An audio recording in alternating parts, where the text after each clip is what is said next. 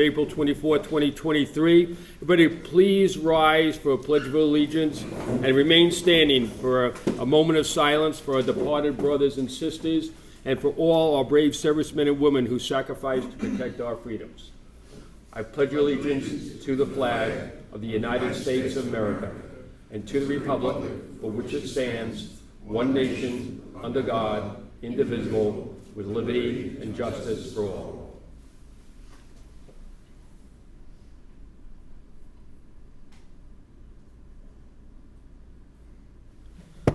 Thank you.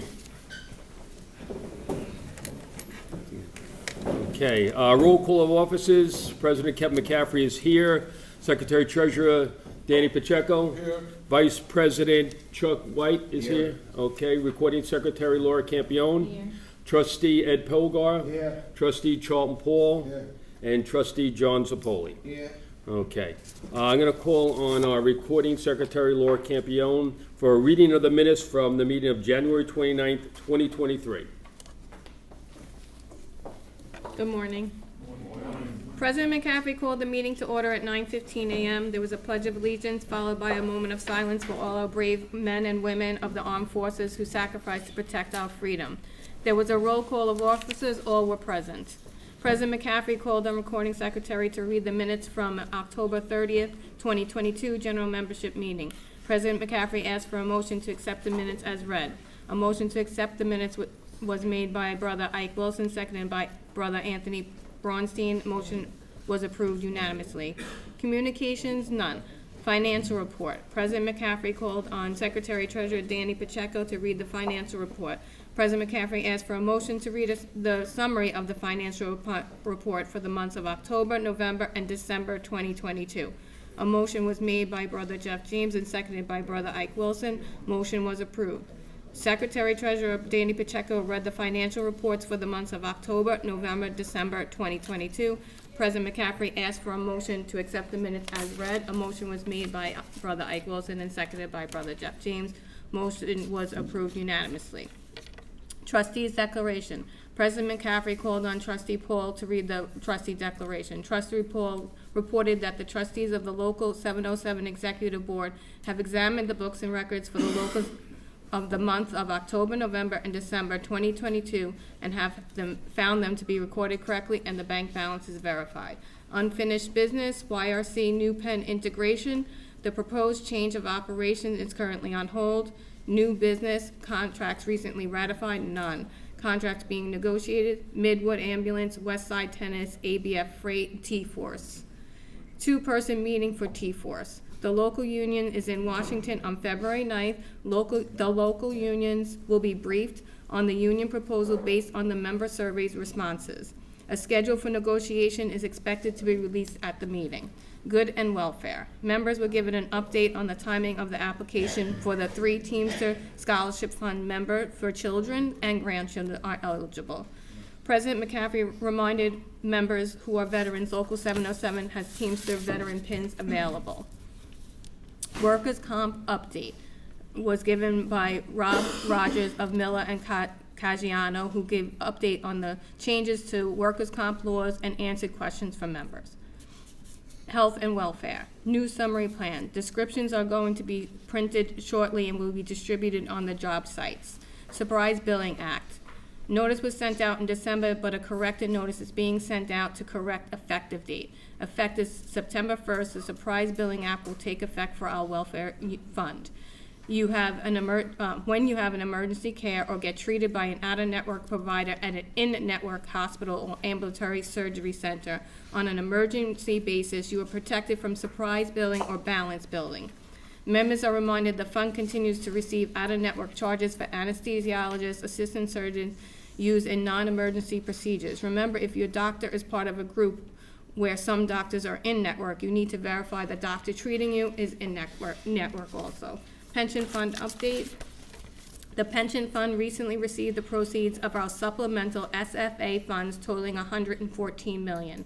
Combined with the ability to invest 33% of our SFA fund in equity funds will ensure the solvency of our pension fund well beyond 2051.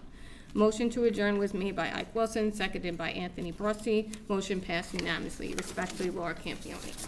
Any additions or corrections to the minutes as read? Hearing none, I'll accept the motion to accept the minutes as read. Rich Landy, second. Anthony, anybody all in favor? Opposed? Okay, so moved. Next, I'm going to call on Secretary Treasurer Danny Pacheco to read the financial report for the months of January, February, and March 2023. Is there a motion to read a summary of those 3 months? Anthony, Pat, all in favor? Opposed? Okay, great. We're going to read the summary. Danny, if you would. Good morning. As financial report for January, February, and March of 2023. On income, we had membership dues of $258,879.18. Initiations and reinitiations, $31,361.73. Assessments and fine, $8,728.06. Other income, $27,530.75 for a total income of $326,499.72. On expenses, we have salaries of $102,567.71, expenses allowance of $3,530. For capital tax, we pay $69,829.35, contributions $2,150, benefits paid were $48,476.16, office and administrative $29,104.80, legal fees $15,009, arbitration fees $845, other professional fees were $12,320, taxes $9,473.14, meetings and committee expenses $263.80, other expenses were $932.07, other expenses $650.63 for the total expenses of $295,151.66 for the net income, a surplus of $31,348.06. You tell them that's why they have cake? Pardon me? You can tell them because we have a $31,000 surplus, that's why we have cake. Yeah, that's what we have. Very Thank good. you, guys.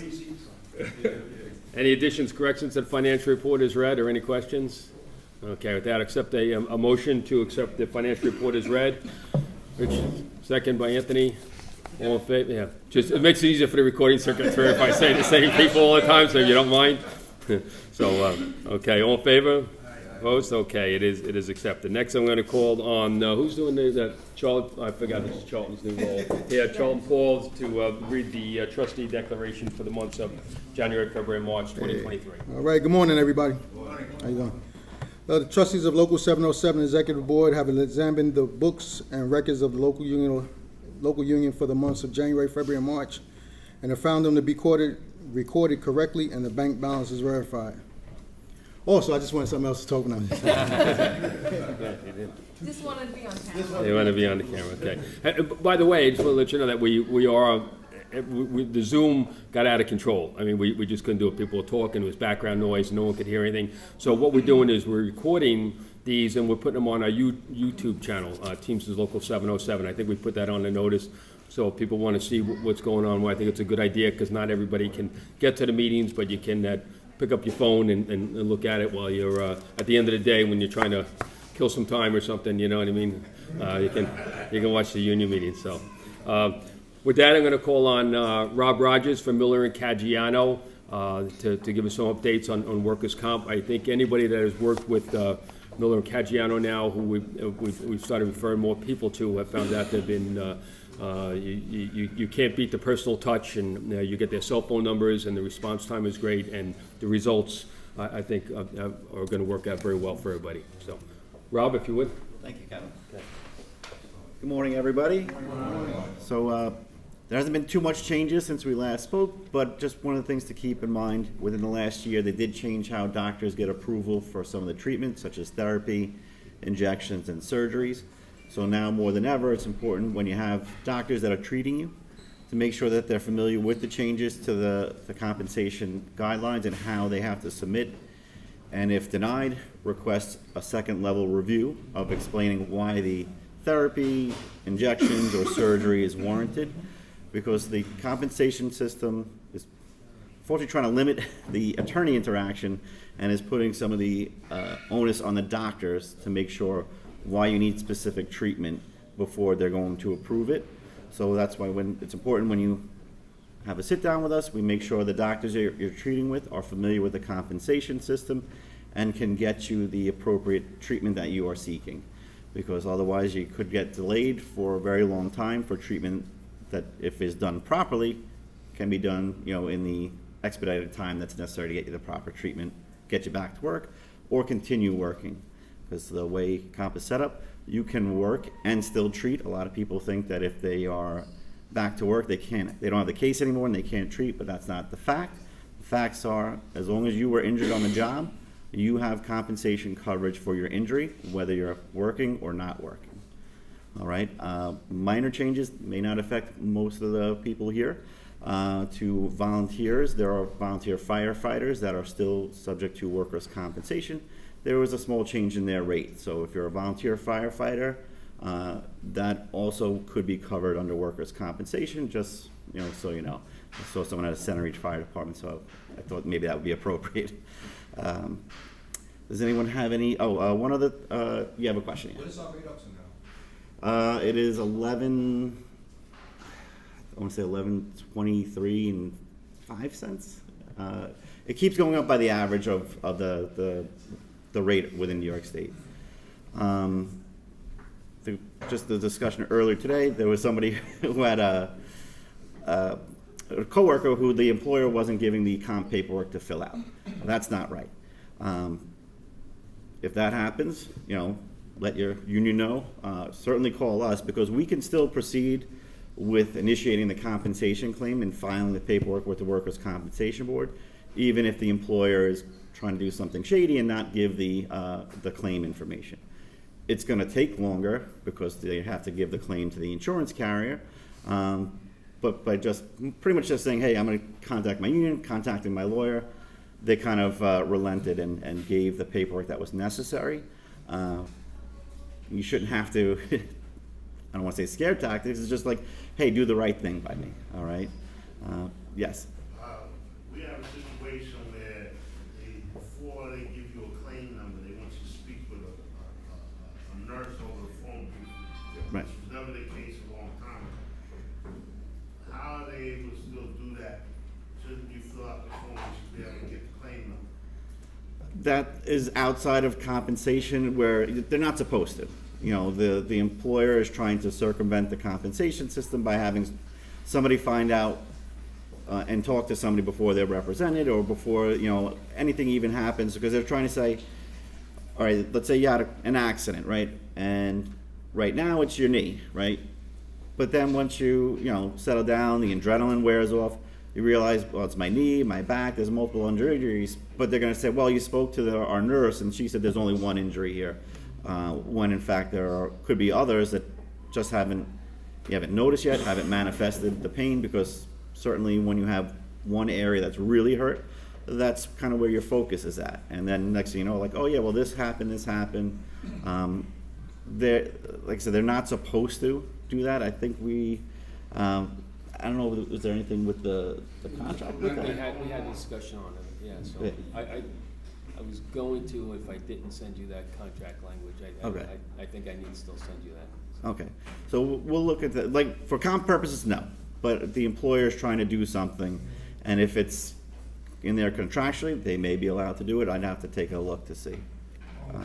Robert, to touch on that, because I'm out on comp now, and from this meeting, I've been out on comp since December. So from last year with the meeting, when the guys was talking about that nurse, Right. same situation with me, I had to speak to the nurse first. And what I told my dispatcher, I'm not speaking to anybody until I speak to a lawyer. Right.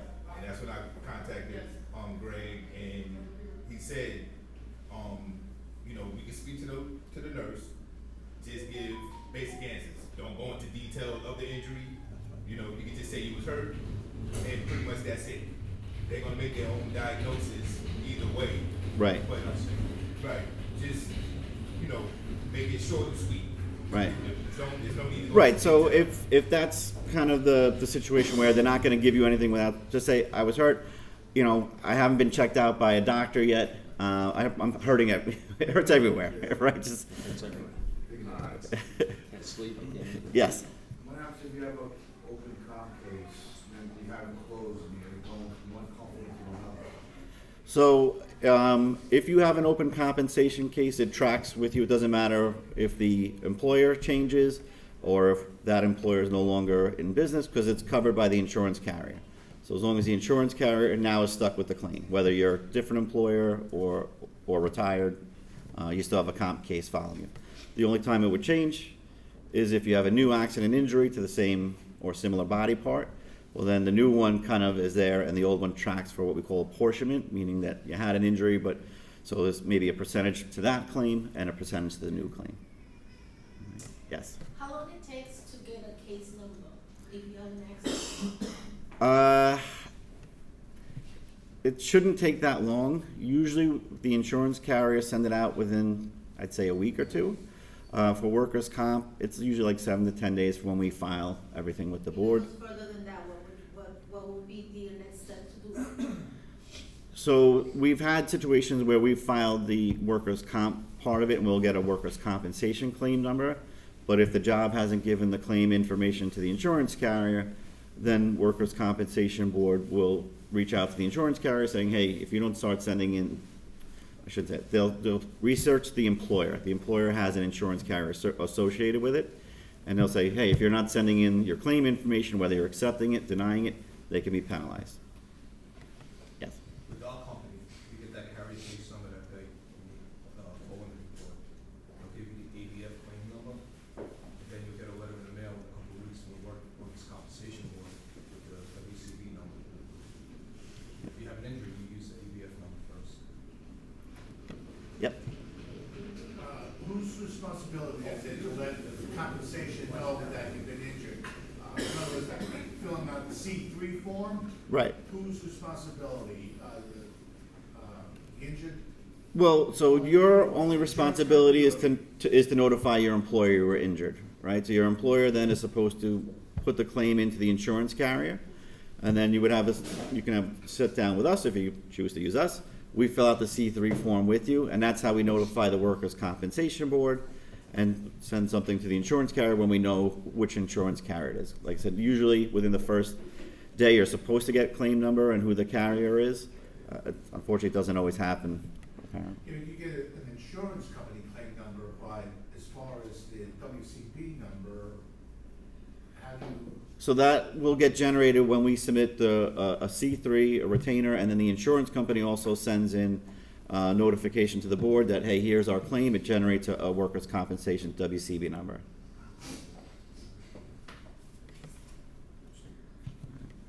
Seeing no other questions, I'll pass it back to you, Kevin. Very good, thanks, Rob. Thank you, everyone. Thank you for coming, appreciate it.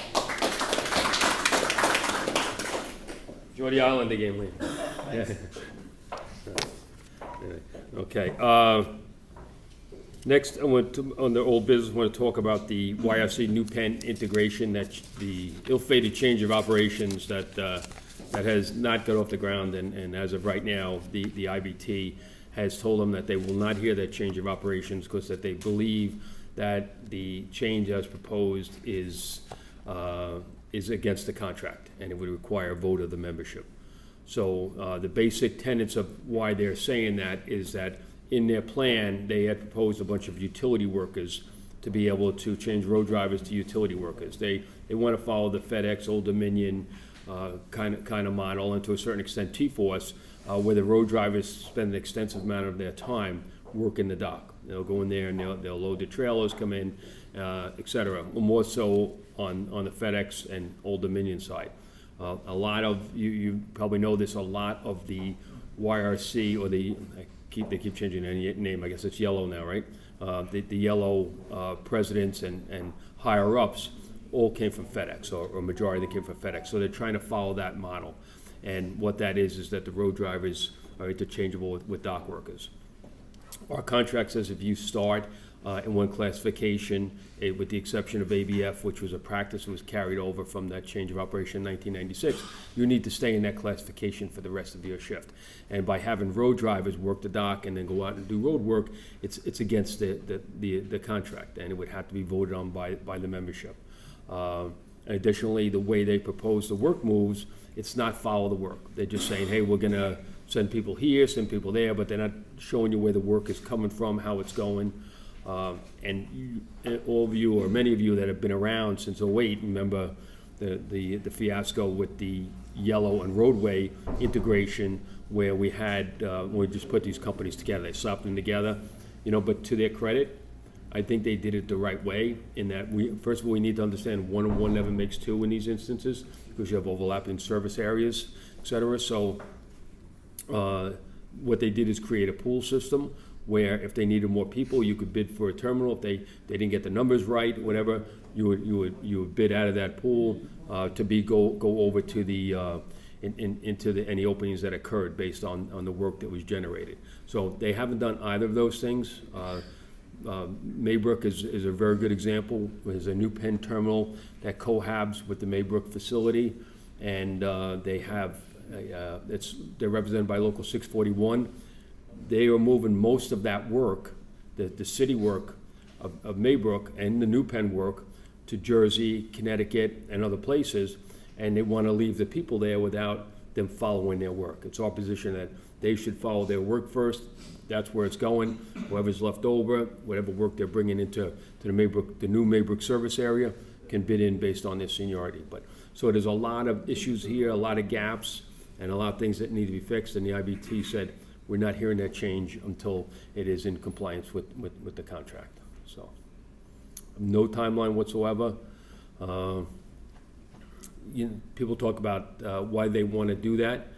They need a change of operations because they need to consolidate these facilities. They want to be able to sell off the properties that they don't need, gain some efficiencies, but we're not going to allow them to do that while they're violating the contract. So they're going to have to go back to the drawing board or go back to the members. It's been suggested to them, well, maybe they should sit down and reopen the contract. And they're going to pay a lot more money when they do that. So they don't have the ability to do that, so they're hunkered down trying to figure out what they're going to do. But unless they're willing to pay more money and reopen this contract, as of right now, they're not going to get that change of operation as it's proposed. So, any questions on it? Okay, Ike? Well, I just got to make a comment because I can already tell you it doesn't work. This New Penn is a household name. There's work to this day that Yellow cannot get their hands on because we exist. Correct. We want these companies to create market share. You get rid of the names, you're going to lose market share. There's people that can't stand Yellow. Can't stand them. They don't want nothing to do with them. Some of them work for them. Yellow operates a different way, and we need, and for a 23-year plus man in New Penn, I would never disrespect another worker man's list or scenario, and that needs to be respected, and we need to deal with that. We need to deal with that. Right. I agree. And then you remember back when Roadway acquired New Penn, but they kept it as a separate company. You didn't even know Roadway even stayed away from it. They didn't do no involvement whatsoever with their operation or anything. And it was really, a long haul carrier and a short haul carrier, and neither the twain would meet. And that's the way it should have been. But that's not the case now. And you're absolutely right. I don't know how they're going to meet the service standards that New Penn has with the YRC operation. That's what they were going to do in this whole change, and that's why they needed these flexibility to have roadmen do dock work, et cetera. So that's not the way our contract reads. The new general president, Sean O'Brien, has made that clear to them, along with the freight director, John Murphy, and it is not happening. I was just with John, and we'll talk about this later, at ABF negotiations, and he's saying, look, it's not happening the way it's proposed right now. So. Kevin, Yeah, sure. can I ask you a personal question? Sure. With the way things are with the IBT and their stance, what are your thoughts on it? Do you think they're doing the right thing? Yeah, I think you need to take a tough stance with this company. Maybe it's a little gamemanship, I don't know, but I can tell you that we have the ability to end purchase transportation with notice That's the subcontractors that come in, not the rail, but the subcontractors come in and take the stuff with rubber, with subcontractors in between different break bulks. They said that is terminated, and so that's going to end shortly. So they're scrambling. We're kind of forcing their hand. We basically want them to say, hey, if you want this change of operations, you're going to have to pay for it. Come to the table. We've got a few balls in the air, which we're going to talk about. We're negotiating ABF and T-Force right now. But we'll find the time to be able to meet with them and say, okay, this is what you want. Well, we need you to increase the pension contributions. We need to get their wages up to where everybody else is.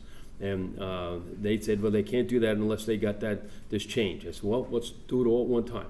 So I think there's a little bit of, as I said, chess playing going on here. And listen, nobody wants to see this company go out of business. I said it before, I was around in 08 when this came around. And I was like, oh my God, I'll never forget. I was walking into In-Flight, and we used to represent In-Flight newspapers. This is how the world changes. I think it was 2003. I was walking into negotiations in Valley Stream. In-Flight Newspapers was the company that used to put newspapers and magazines on the airplane. As you know, there's no more newspapers and magazines on the airplane. We had 100-something workers. I walk in. Bob King, who's sitting here right now, he's retired. He goes, did you just hear the Yellow and Roadway, Yellow bought Roadway or whatever? And I go, get out of here. Come on, you guys have too much time on your hands. Where are you hearing these rumors? And he goes, turn on CNBC. I go, oh, shit. So I get in there, get the TV, put it on. And there it was. I go, oh, my God. And I knew from that day on, our lives would never be the same. And it was just... But then it started going downhill. And in 08, when they did that merger and they came to us, I forget, I was in Chicago, and I'm walking out of the meeting after they gave us the doomsday. We need to do this, we need to do that. Tyson Johnson was the freight director and explained everything that was happening. You're going to lose vacation. We're going to take the 15%. We're going to do no contributions for 18 months. And then when we come back, we're only going to pay 25% of what we were paying in 2008. And I go, this is like pulling the ripcord.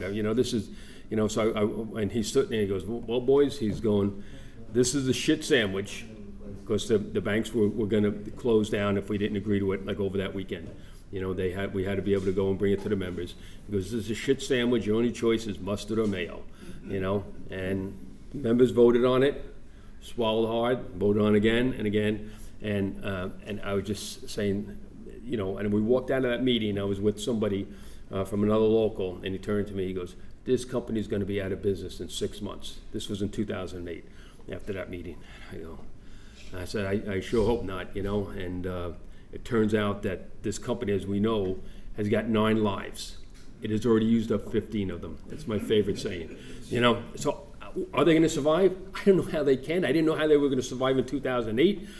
But somehow they do. So I started with Roadway in 1978 and with Bob King and a few others, and I hope they're around, but they're going to have to, change the way they're doing business. Exactly. And the IBT is going to force their hand. In the past they've gotten along with it. They've had an advantage, a huge advantage, at least $9-10 an hour on the pension side.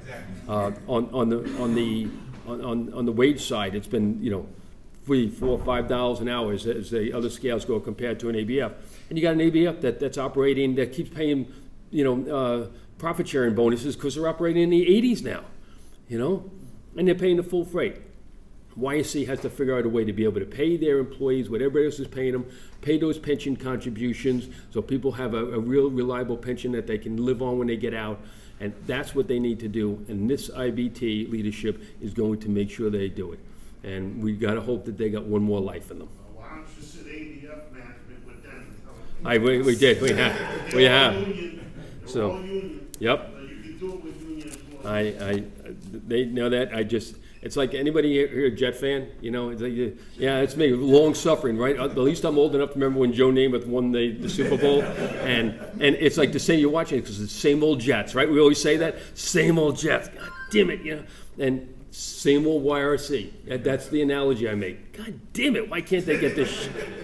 Yeah, good, Bob. Yeah, it's amazing that one thing with John Murphy, but if you look back of the concessions we gave them, or the money we lent them, the millions and billions of dollars they made, and they're still in this bad shape. And John Murphy gave things that it's management. But with that, from the change of operations and the concession, there was a thing that we had 2 members on the executive board of YRC. Have we been hearing anything? What are their stance, and have they been fighting for the for us workers? So what Bob's referring to is when we had that agreement in '08, there was an agreement that, was it 1 or 2? Don't hold my...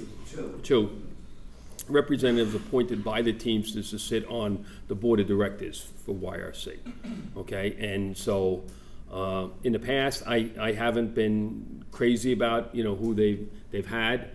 They've just appointed or about to appoint an academia, someone who's from a professor at Boston College or whatever or something, and they think that he's a activist investor, and they think that he can kind of shake things up. So that's the direction they're going in right now. But they're 1 vote on a board of directors, and under or 2 votes. And at the end of the day, when you are on a board of directors, you have a fiduciary responsibility not to the Teamsters. You have it to that company and the shareholders of that company. Okay, so I mean, you could raise the concerns. And, I'm not in those board meetings. I don't see the minutes of those board meetings. But I would have to think that they're raising the red flags and the concerns about, saying the things that I just said. What are we doing here? Why do we keep spinning our wheels? Why do we take 1 step forward and 2 back? And so they keep trying to bring this new innovation. And now it's this new model and this new change of operations that's going to save the world. So to answer your question, Bob, I don't know what goes on in that boardroom. And I like to think that they're speaking up first. But as I said, you've got new leadership at the International, and I feel pretty confident in them. So I think we should give them some time to work it out, I mean, we wouldn't have the old leadership, we wouldn't have had this Zoom meeting the other day. Yeah, they keep you up to date on what's going on, yeah. So, okay, so that's it on YRC. ABF negotiations are ongoing. I am on the ABF National Negotiating Committee. Spent some time in Washington. Now I've been spending some time in Kansas City. So if you don't see me, that's where I am. I'm leaving again on Monday to go to Kansas City.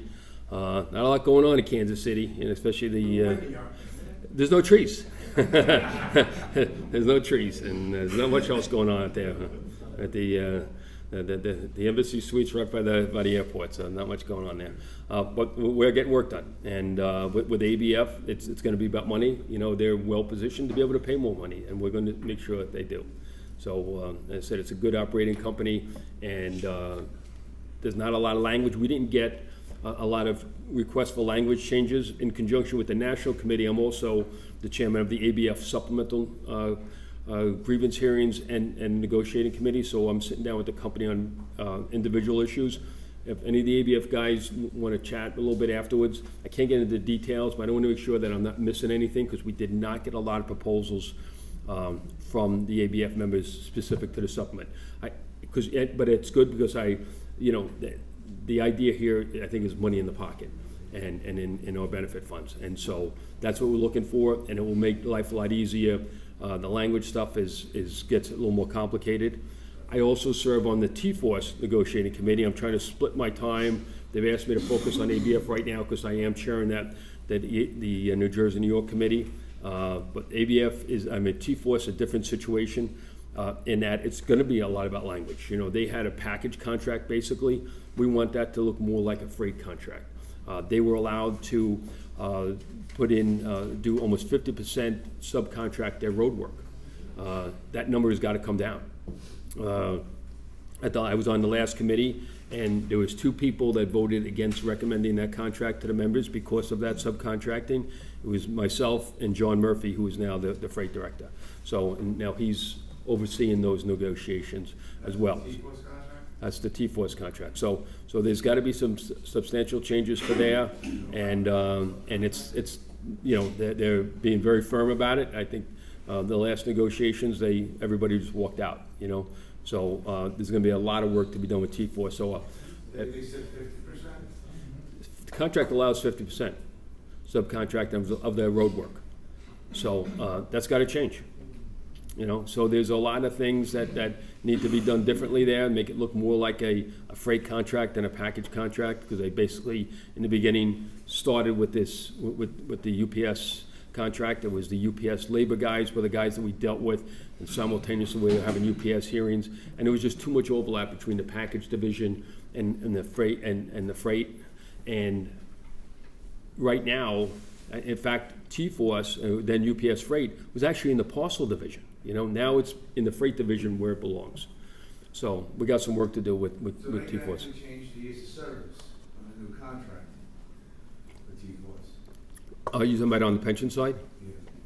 Yeah, everything is subject to negotiations. That's the contract now. So the 25 and 60, or the 30 and 55, and changes to 65.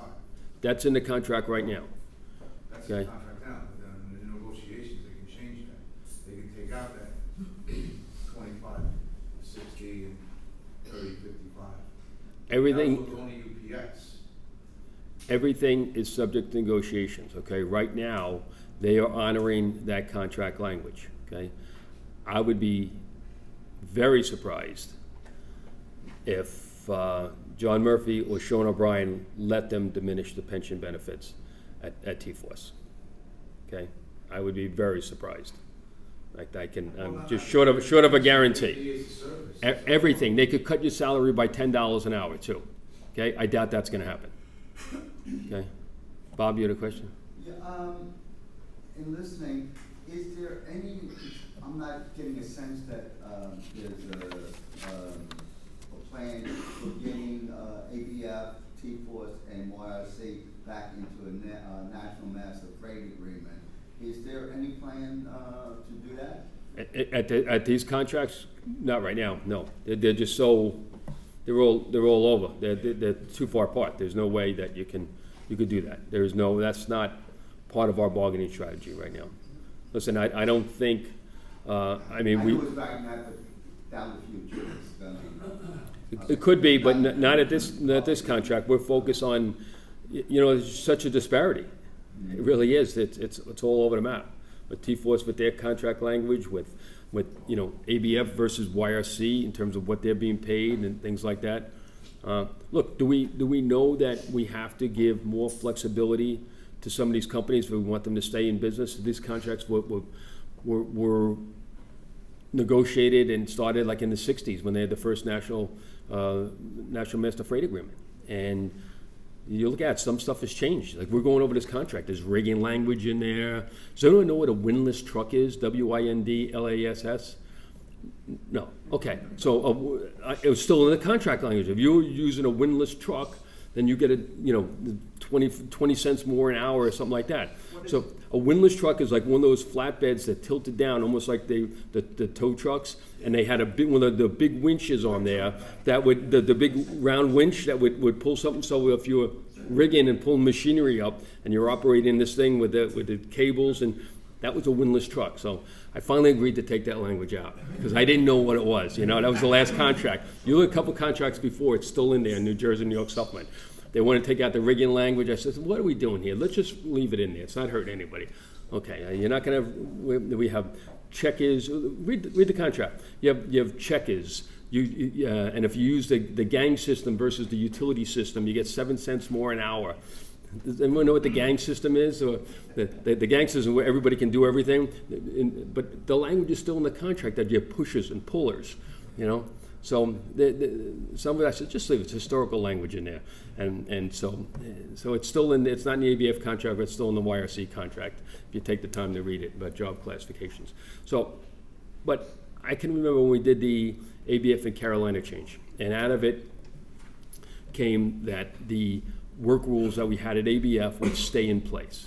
And they had combination when they came to Jersey. Local 560 said, okay, you come here, open a terminal, we'll allow you to have combination, okay? When this came over, and I was in Deer Park in Brooklyn, I had to go to the Carolina docks and the driver's room and tell them, hey, look, good news is that they're gonna integrate these companies, so if you got seniority, and most of the Carolina guys had more seniority, and it bumped the ABF guys down. You got your seniority, it's gonna be a merger. We're able to show there should be a merger versus an acquisition, so it's a dovetail. I said, but you know, the committee also ruled that any work rules in place with ABF will stay in place. And that was we can't do that, that's the end of the world. And I said, but now, what is it, 20 years later, it was 96, a long time ago. Oh, actually, they bought us in 95. 90, yeah, I was in 95, was the first thing, was 96. Yeah, it was 25 years ago. If I went there and said, hey, to the ABF guys, we want to take away combination, they'd kill me. They'd kill me. That's when they make their overtime. They go on the dock, anything else, I'll do this, I'll do that. And so, but we don't do it in other places. And you know, maybe that's what's making a bit of a difference there. Everyone else in the country, by the way, I don't care if it's yellow or anywhere else, they have combination. And we actually have two different unions representing our dock workers at New Penn and yellow in Brooklyn. So you won't have that integration. But I guess maybe, you know, as I said before, they want flexibility. They're going to have to pay for it, though. You know, it has worked out for ABF. It works out for T-Force. The same thing. They're used to that where it's overtime for them. So, you know, I guess the thing is we have to be a little more flexible in these work rules if we want to allow them to be able to stay in business. So, and we found out that it hasn't been the end of the world as we thought it to be. So, all right. Yes, go ahead. So, with the ABF negotiations, have you spoke money yet on? No. So within the last 6 months, the freight levels at ABF have been off the charts, and all the other carriers have been laying people off and furloughing people and everything, and we're just, you know, over demanded at the job. You know, you got to work this hour, you got to work these hours. You know, probably 3/4 of our places doing 60 hours a week. And it's just not enough, you know. And we can't hire enough people. We love a company. I mean, the amount of cars they give away is just ridiculous. And, you know, they've been hiring people and they can only do so much. And the amount of people we have on comp is, you know. Yeah, well, that's part of the issue too. But we keep raising that comp you get. You know, 1,100 is pretty good. I don't know. I mean, the cost of living raise they gave us, was 5 cents, which is ridiculous. You know? Understand that you had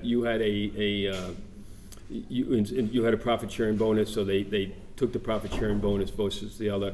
Did the profit sharing bonus go away and the other stuff stays in? Yes, but that was a decision we made and it worked out very well. You know, the inflation is high, but we hadn't seen a cost of living raise before then for years, more than, you know, and I'd have to take up my shoes account. There's no supplement hourly wage that we can get, right? Well, I don't want to get too much into it. There's discussions about that. We actually getting close to market rate is what they're calling it. Like when they trying to hire some people over in Jersey, they needed people and they were offering a $15,000 bonus or $20,000. We were offering 10, 15. I forget what it went to 15. You know, so I think the company would like to be able to pay, you know, where they can hire people more money because it costs them more money to do that cartage. They don't want to give away cartage. They'd rather do it themselves. You know. So, but right now you get through the language stuff, it's a process, you know, and the money is always the stuff at the end. But we made it clear, you know, where they, you know, that they need to substantially increase their wages. One of the... I mean, they're making money hand over fist right now. And as you see when you get your profit sharing, okay, that's good. Their key has been this dynamic pricing model. Besides all the good employees that they have, this dynamic pricing model has where they actually change. Kind of like when you go and book an airline ticket, you know, it's $300 one day, and the next day when the seats start to fill up, also it's $400. So they've really done a great job in terms of pricing, you know, what their business level should be, as opposed to Yellow, which has got no idea what they're doing. You know, we're paying them to haul their freight. I think sometimes. They turn that dynamic pricing on at will. Yeah. It's amazing what they do. And it's good. So. Too good. Yeah, well, it's working. We love a company that's making money, and we don't like companies that can't. Because you know who suffers when they don't make money? That's right. I mean, I had one of my customers get a quote on a shipment, and they couldn't believe the price on it, and they actually called to confirm it, you know, and they were like, yeah, that's the price. Was it low or high? No, low. It was low. You know? Yeah, so they want to fill the trucks. Yeah. We want to fill the trucks. The truck's going down the road empty, and we'll get something for it, you know? So, T-Force Worldwide gives a lot of freight they do. Yeah. Yeah. That's the brokerage company. yeah, that's the logistics end of it, the truckload company. Bob? Yeah, well, I haven't heard anything recently, but about 3 months ago maybe, the financial news was talking about T-Force after the contract buying up ABF. And if, you know, I don't know, if that's still on the board, that was a possibility going on. But if they do buy it out, you know, is there any plan to protect the workers right now in this contract and stuff? Or, have you heard anything more where T-Force said, you know, they looked into it and everything, and they're not gonna buy them? Which I haven't heard. Okay, well, what I do know is that T-Force acquired about a 4.5% or 5% share of ABF, and what we're hearing on both sides is just an investment that they've made. ABF is a well-run company. There's no plans being discussed for an acquisition of that company, but we're aware of that, so as we go through these things, we're gonna make sure that we belt and suspend in a language that could be relevant in the unlikely event that they did it. I don't know why they did it. Why would they do it? They already have all the facilities that they need here in what they got when they acquired from UPS. It was because of expansion. There's the whole footprint for UPS is already out there. There is no need to expand. So I don't know, I've seen crazier things happen. I saw, you know, Yale and Roadway become one company, which is the craziest thing I ever saw. So I never say never. But we'll make sure we always protect the members. But that has not been a subject of discussion. The issue was raised. It was poo-pooed by everybody. So T-Force has been shut down, terminal. they're doing a consolidation like all the other companies did, and Chuck's gonna talk about later about the Nanuet terminal that's been closed. Yep. Everyone's always consolidating. Coming back to the contract, what is a realistic time frame from whenever you guys get to agreement to getting it in writing, printing it, mailing it, having the membership vote? Good get question. it back? Okay. Are we making a July 1st deadline? Yes. The general president made it clear there will be no extensions to this contract. Okay, which means we probably have to wrap up sometime by the end of May, early June, to get all that stuff done. That's the plan. That can all get done in 4 weeks? We're putting our nose to grindstone. I'm on a plane tomorrow back to Kansas City, my home away from home, you know? I was there 5 years ago, you At know? least you get good steaks there, you know? You can get a good steak there, yeah, you do. There you can. But that's about it. It's very windy. With, Yeah. with the T-Force contract, you're saying that they're allowed to give 50% of their work out. Their line haul work. I would hope that the international and y'all guys would be mindful. Like, yes, it would be beneficial to get that lowered, but remember, there's no drivers. That's one of the challenges.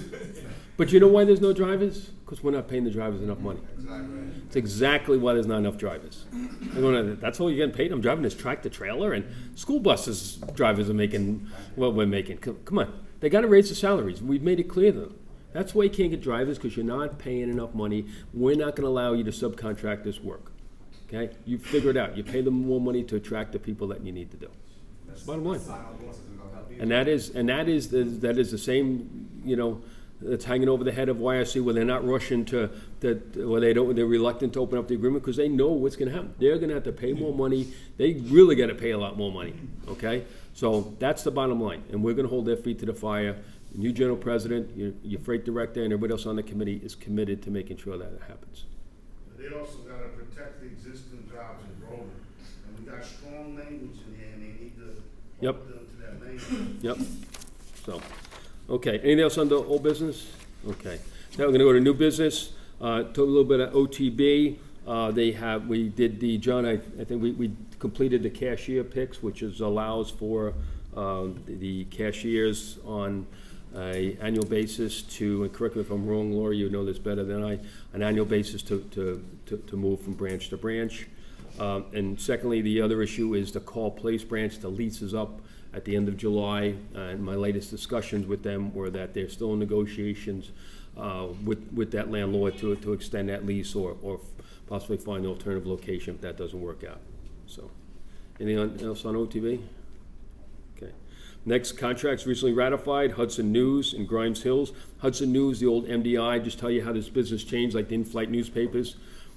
When we came in here in 1995, there was 120 people working at a Hicksville location for MDI, which delivers all the magazines. We represent Nassau, Suffolk, Brooklyn, and Queens. And Johnny, how many people are we down to now? We got On a good day. 5 and 5. We have 10 people at those locations because no one's reading magazines anymore. So the world changes. Grimes Hills. Grimes Hills, actually, we came over in a merger with from local 8 something went out of business quite a few years ago, and they split up some of the assets. And this is actually an apartment complex in Staten Island that we represent the maintenance workers there. And we have a few other of those contracts that we acquired. So those were recently ratified. Currently negotiating contracts for West Side Tennis. And when it was the West Side Tennis, it used to be famous. They used to have the U.S. Open there in Forest Hills. We represent the maintenance workers there. Also the bartenders. We have a bartender in our local, right? And some of the custodial staff there. And that has evolved to, it was ready to close down. Then they redid the stadium, and now they have concerts there, and they're doing pretty well. Of course, we're still working on ABF Freight, T4S, and Penske. Penske is, we represent the workers from Penske. It's a third-party logistics company that does the delivery work in the metropolitan area for Cardinal Health. So if you see Cardinal Health trucks driving by, those are our members. Those are local 707 members. So, and Chuck, when is their contract up? September 1st. So we're starting them. Setting a date as we speak. In May. Okay. So I'm going to take a break and bring up Chuck White, Vice President, talk about that T4 change of operations in Nanuet.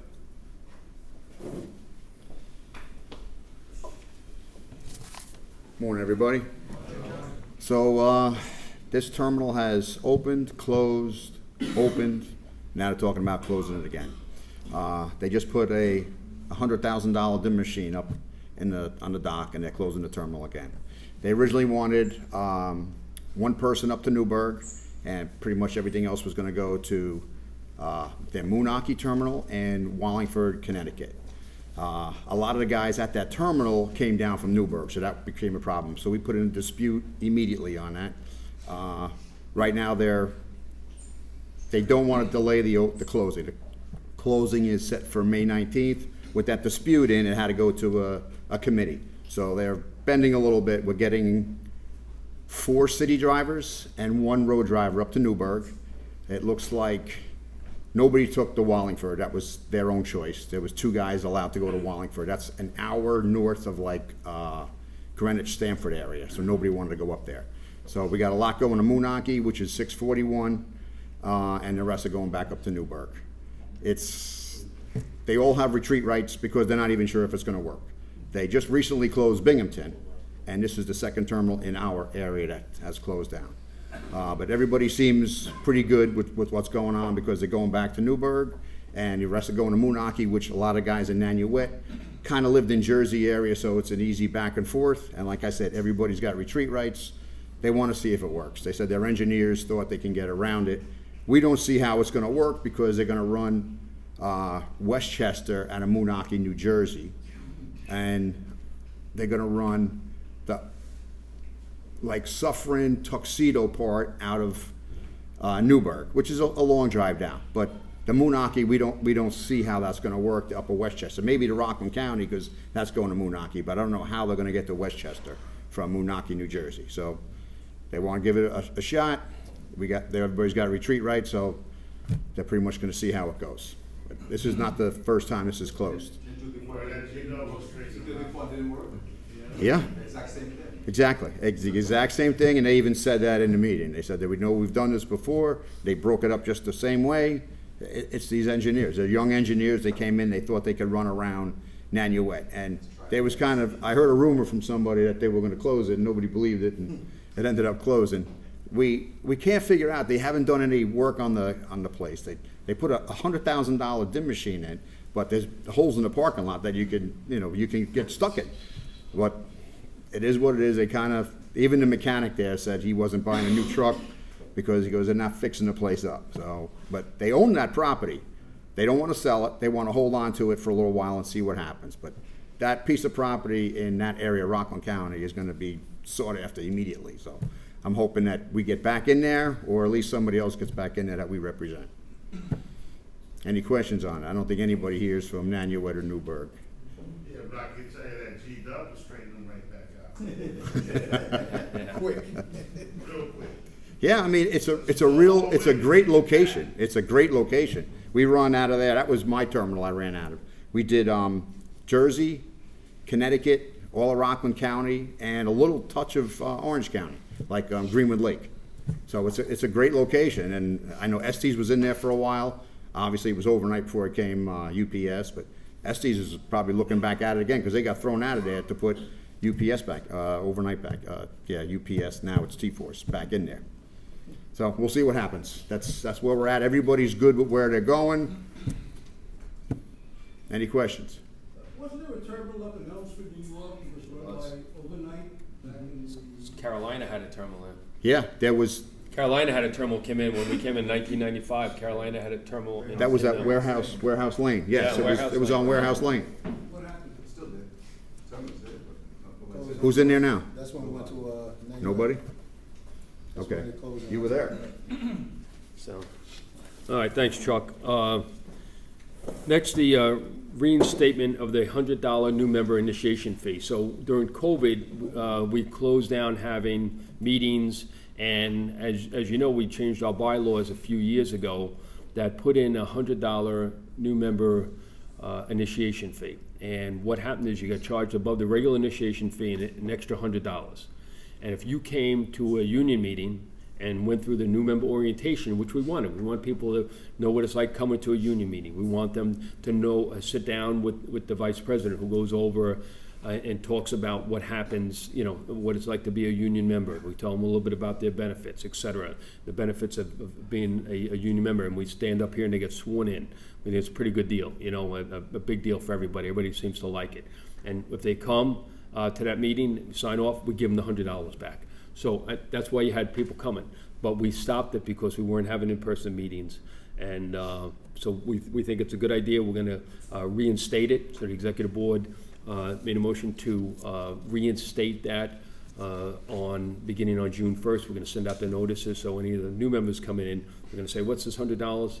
Come to the meeting, which I think everybody should come to. We had to scramble to get 25 people here to get a quorum today. So we think it would be great. So we're going to reinstate that new member seminar. So, all right. Next is we also, to enhance our communication with the members, we've talked about this before, about an app.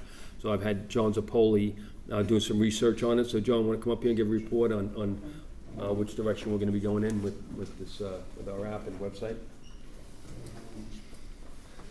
Good morning, everybody. Good morning. So just a quick update on that app that we spoke about in past meetings. We found one that's called Union Active, and it's an app company that sets up for union companies and is done by union people. With the app, we're also going to get a website, but so they're going to mimic each other. So with the app, once you join, I set up with what company you are, if you're a shop steward or not, and then we can reach out to everybody at one time, just shop stewards or by company. And hopefully we'll get that going pretty quick. We just okayed it at the meeting on Friday, and we're going to try to move quickly because I know a lot of people have been asking about it, and it's going to easier way to get in touch with everybody. They say they didn't get the fax, they didn't get the text, the email on anything we're doing. So like I said, hopefully we'll get that going quick. You'll get a notification, or I believe it's some kind of invite, or because it's not an app that's out there called Union Active, is they set it up customized for our local. So there's no app to go on the Apple Store and download yet. It's going to be set up once we go through it. We're going to try it out for a year. If it works out, then we'll keep going with it. Or if it's not good, we'll get feedback as we're using it, any problems, or if it's working out great, then we'll just keep moving with it. I think it's going to be a good thing for the future. Other than that, that's pretty much it on that until I get more involved setting it up. And any questions on that? Just about the time frame and what the cost is. Oh, and the whole thing? Yeah, the time Okay. frame and cost. So initially, once y'all get the app set up, is this gonna be for the shop stewards? No, it's for everybody. Oh, okay. But I can set you up as like shop steward and say I want to get a just to the shop stewards. Once whatever notification I send, I can click on shop stewards or just ABF or just YRC or everybody. Okay. It's a $29.95 one-time setup with $99 monthly hosting fee, which is they pay pretty much maintain it, service it, make sure we're up to par on anything that's like with the Apple App Store or Google Play if that comes into play in this, because eventually you can pay dues on it, but we got to see if we want to go that route. And yeah, so like I said, it's going to be $29.95 initial setup, and yeah. You said it's an app and a website? Yeah, we're gonna have. It's gonna be. So is that gonna be replacing the website that we don't? The ancient one. That we don't maintain, yeah. I think what they're gonna do is I think they're gonna wind up taking that one and refurbishing that one and keep it up to par now. You know, all constantly. Yeah, I think it's been since 2016. Yeah. Yeah. So in the past, it's always come down, if Kevin didn't do it, sometimes it doesn't get done. Now, if John doesn't do it, it's not gonna get done. So if you're looking for the app or looking for the website, see John, okay? Pass the buck. No, I'm not passing the buck, I just can only do so much. I'm going to Kansas City, so. I'm gonna say like the technology. Oh, that would be. I'm sorry? What do you think? I don't wanna be bothered with technology. No, I like technology, it's just a matter, but people say, why don't you at least do a Facebook thing? But to maintain and monitor Facebook, because you get all kinds of crazy stuff on there, it just didn't work. But now the app and the website, I think, is good, and if we decide to further go into it, look, we're on YouTube now, right? You're going to, we have our own YouTube channel, so that's a little bit better. Maybe we can do a little more of just updates, you know, on the YouTube channel, which we can post onto that app, whatever. Just do these little videos. Hey, I want to let you know, here's what's going on ABF. You know, we can send that just to ABF or to YRC. We'll do some videos for you, which I think would be pretty cool. You know, I'm used to doing that kind of stuff. Kevin loves to be on camera. I'm used to doing it. So it's just a matter of finding a vehicle to deliver that stuff there. Yeah, one last thing on the app, it also is integrated with social media. So as we move on and we start, you know, implementing everything on it, you know, I gotta see how that works. But let's say as we move, we're gonna be starting up, getting used to it, and then once we get comfortable, then it'll move forward quickly. And then you ask the question. Pension calculator you had spoken about. Yeah, I'm sorry. That will be going live. Here's my only reluctance to do it. I'll get a million calls. My benefit's not right, and then. But we will do the pension calculator. We'll put it up there. It's ready to go. Maybe I want to get through ABF. Maybe June 1st we'll do it. You know, and we can. You know, it's just that people are going to look on it and say, no, I had 1 more year, 2 more years, and I get all the calls, and I've just been kind of overrun with the ABF and T4 stuff right now. But I would say by June 1st, if not earlier, we'll get it up. It's just a matter of flipping a switch. We have it, Anthony. John can work on that too, right? No, it's ready to go. It's ready to go. But he's not going to get the calls about why I'm missing 1/4 of time back in 1978. You know, and so, but I will. So. Anything else on the app? Okay. So remember, next time you see John, where's the app? Where's the app? Call him, ask, where's the app? Okay. Where are we? Anything else under new business? Okay. Good and welfare. It's good and welfare. Bob? On the YRC, you were the last, one of the last meetings, you mentioned about the sick days. You're waiting to get back from the state government about the extra 2 days of sick days, because here, YRC, we have to earn it, supposedly, which is not the wording, but in ADF, they automatically get it. What is the status of that? Here's the peril with that, okay? When New York State put this law into place, they didn't really know what they were doing. And along the way, they have made clarifications. Some of those clarifications are not in our best interest, and I'll just leave it at that. So right now, the accrual system is correct. Other companies are challenging the extra 2 days as to where, how it can, I don't want to say too much.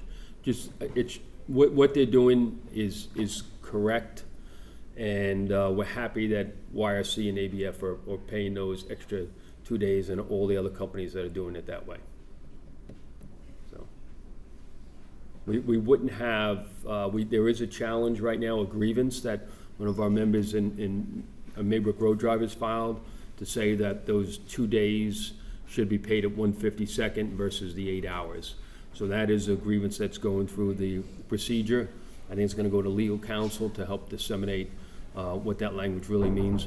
But we have been able to determine through our lawyers and the Department of Labor that the accrual system that YSC has in place is correct. So some other companies are just saying, I don't really bother with this accrual system. They're just saying, okay, January 1st, you have 7 sick days. Why is he saying all 7 days? No, they can't. It's only the 2 days. Okay. It can only be the 2 days. The contract applies to those 5 days. Knowing YRC, I could have made the argument of 5 days. That just shows their stupidity. They're spending $1 million to build this accrual system in there, and they're saving $20. And ABF just says, okay, just give them the 7 days. Instead of tracking all that. And that's why they're making money, and YRC is not. That's the poor management of YRC. There you go. Okay, I can't defend that.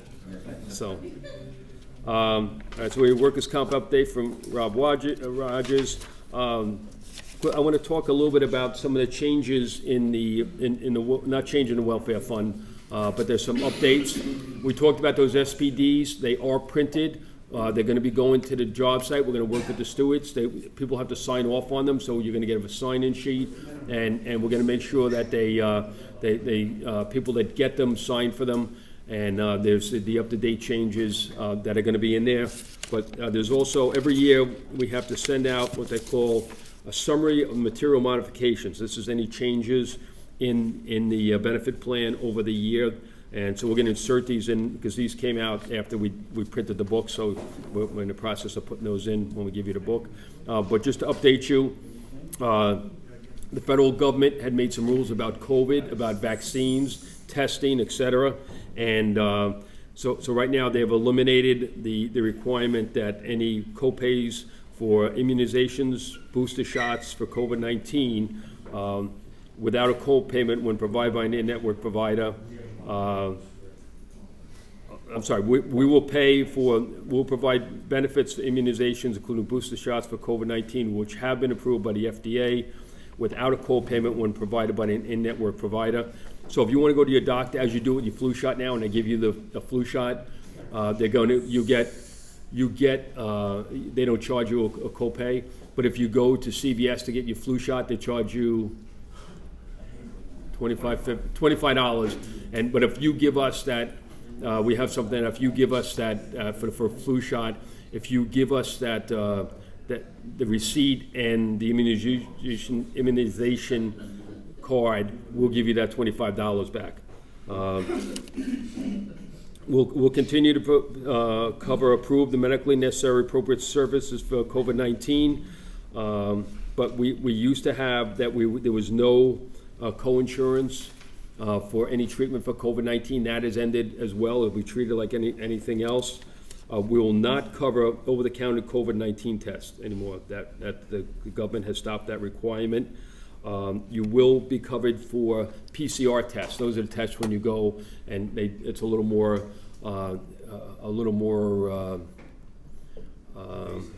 No, it's not evasive. Oh, it is evasive. Yeah, they're sticking the thing up, but you still have to do it with the other one. But I mean, a little more accurate. Thank you, John. A little more accurate with those results. That take a day to get them as opposed to the rapid test. And the only way we'll cover it is if you're symptomatic. Okay, you can't just say, hey, I was around somebody, whatever. You have to be symptomatic for us to cover the cost of that test. And then we have to say that we have been, there was, the plan is covered and will continue to cover applied behavioral analysis therapy for autism and intensive outpatient programs, which are medically necessary. And that's one of the rules that they made us put in. Benefits for ABA therapy and IOP should be payable in accordance with the rules of the plan. So those are the changes that you're going to see in the medical plan. Once again, one of the issues that we still continue to have is out-of-network doctors for anesthesiologists and assistant surgeons. Many times we'll get an assistant surgeon who is a RN or nurse practitioner, and the bill for the assistant surgeon exceeds the cost of what the surgeon is. And so when you go in there, you need to say, you could go in and see a doctor, oh, he's in network, and all of a sudden somebody else shows up to assist in the surgery. You need to ask the questions, who is going to be, providing these services. Because like you said, with the anesthesiologist, you're not thinking about asking who's going to be in the room once you go to sleep. Yeah. Wait. Yeah.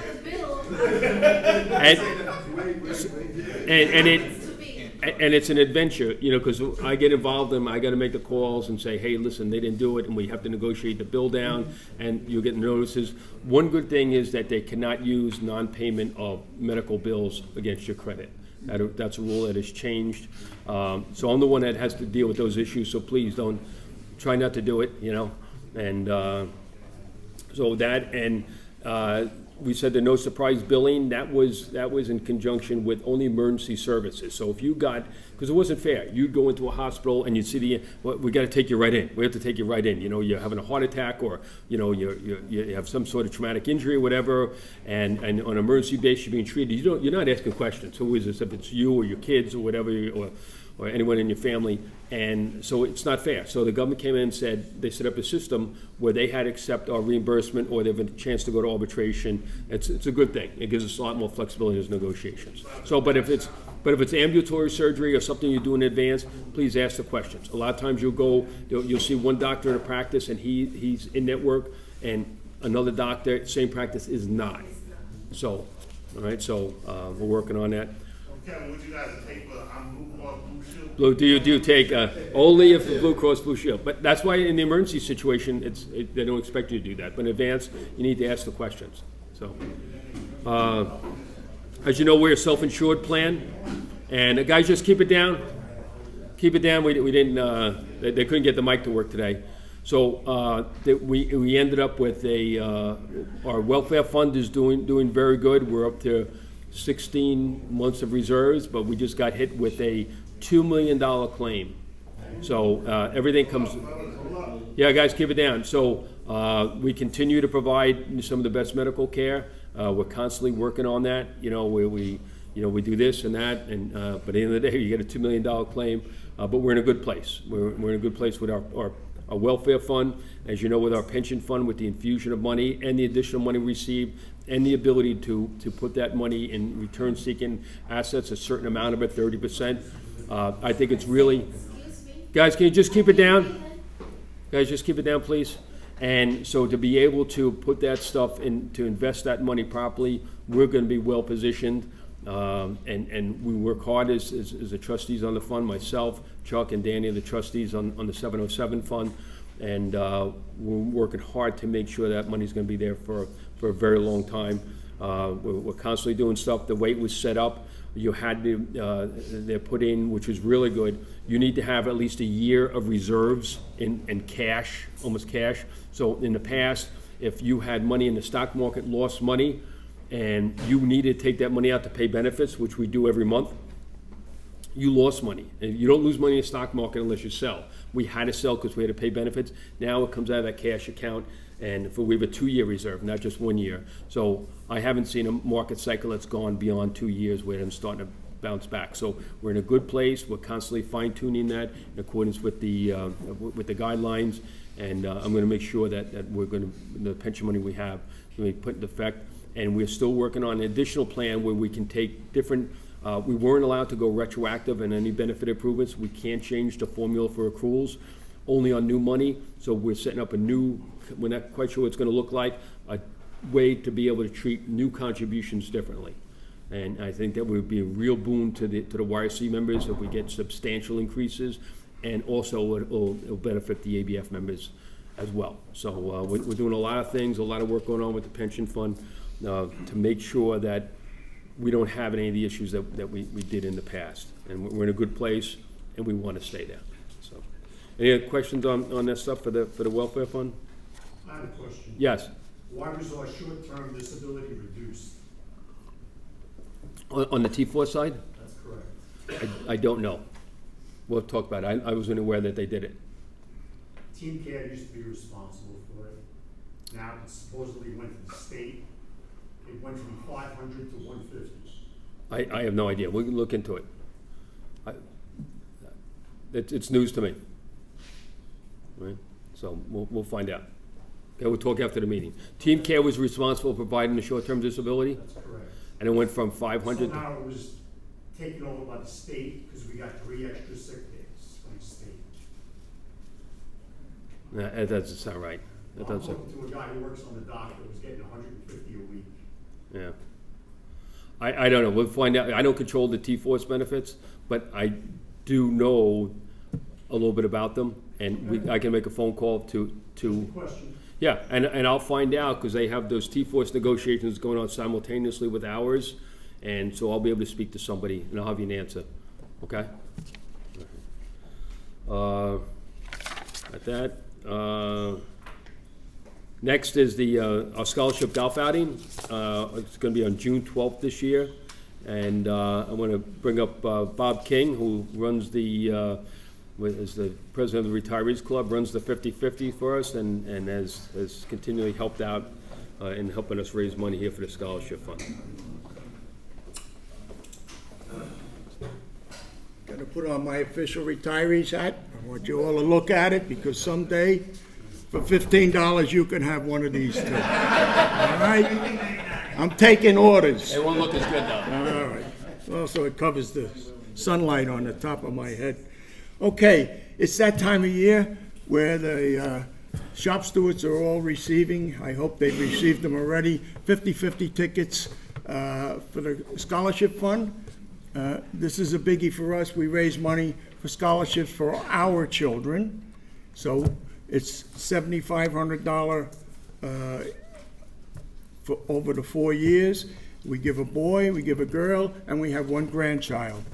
We also give out 10 $1,000 computer gift certificates. So it's for us. I appreciate you guys when you buy them, and I hope that you talk it up on the job. Let the guys know what it's about.